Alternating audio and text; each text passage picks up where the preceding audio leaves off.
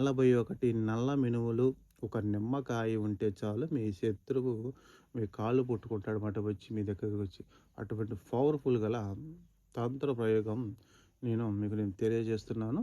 ఈ ప్రయోగం వల్ల మీ శత్రువు వద్దు బాబు నన్ను ఇడిచిపెట్టని దాకా రావటం అనేది జరిగిద్దనమాట.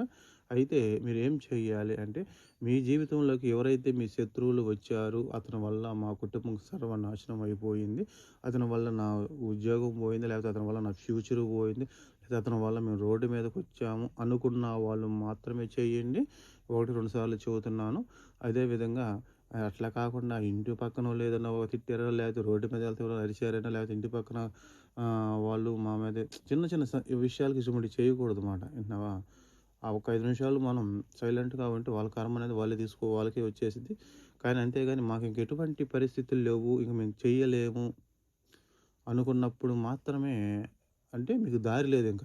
అనుకున్నప్పుడు మాత్రమే ఇటువంటి ప్రయోగం చేయాలి. అంతేగాని చిన్న చిన్న వాటికి మటికి చేయొద్దన్నమాట. అయితే ఇక్కడ మీరు చేయవలసిందేంటంటే 41 నల్ల మినుములు తీసుకోండి. తీసుకున్న తర్వాత మీరేం చేస్తారు ఒక దీపం వెలిగించండి. ఒక దీపం వెలిగించేసి మట్టి ప్రమిదలో దీపం వెలిగించేసి మీ ఏ గదిలో అయినా పర్వాలేదు. పూజా మందిరంలో ఏ గదిలో అయినా పర్వాలేదు.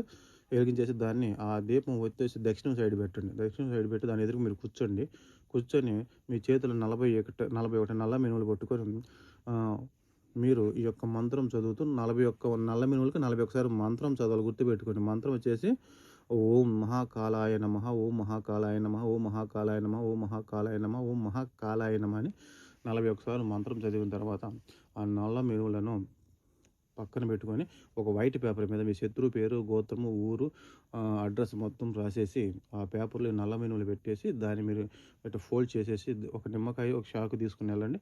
వెళ్ళిపోయి ఊరు బయట ఎవరు చూడని ప్రాంతంలో, ఎవరో తొక్కని ప్రాంతంలో ఒక గుంట తీసేసి ఆ గుంటలో నల్ల మినుములు పెట్టేసి మీ శత్రువు పేరు తలుచుకొని దాని మధ్యకు కోసి నిమ్మకాయని అక్కడ లోన పడేసి దాన్ని కప్పెట్టేసి వెనక్కి తిరిగి చూడకుండా వచ్చేసేయండి. మీరు తీసుకెళ్ళిన చాకు కూడా అక్కడే పడేసేయండి.